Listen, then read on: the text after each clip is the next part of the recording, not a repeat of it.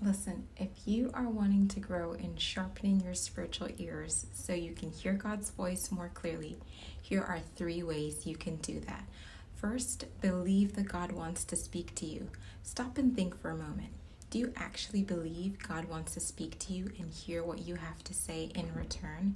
In fact, God has already been speaking to you, though you may not have recognized it to be Him. Hebrews 11:6 says, without faith, it's impossible to please God. For the person who comes to God must believe that He exists and that He rewards those who diligently seek Him. So tip number 1, as you exercise faith, know that God wants to converse with you.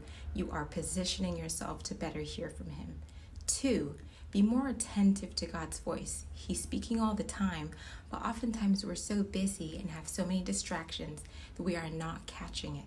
God speaks in many ways, first and foremost through His Word, the Bible.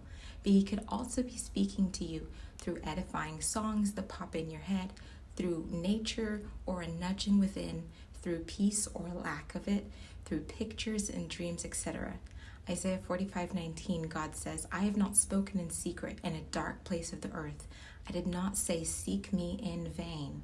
And so, from this verse, we learn that God isn't trying to be cryptic, vague, or hidden in how He speaks to us.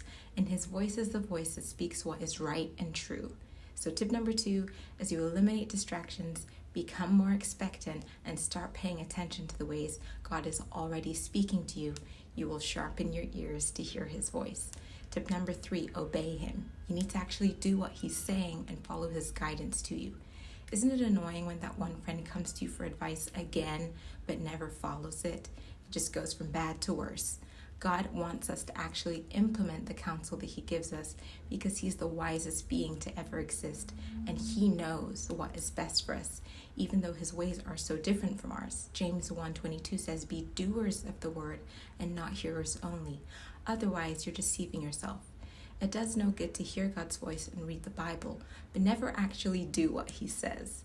So tip number 3, to sharpen your spiritual ears, make sure you obey God's guidance promptly and completely. Subscribe for more tips on hearing God's voice.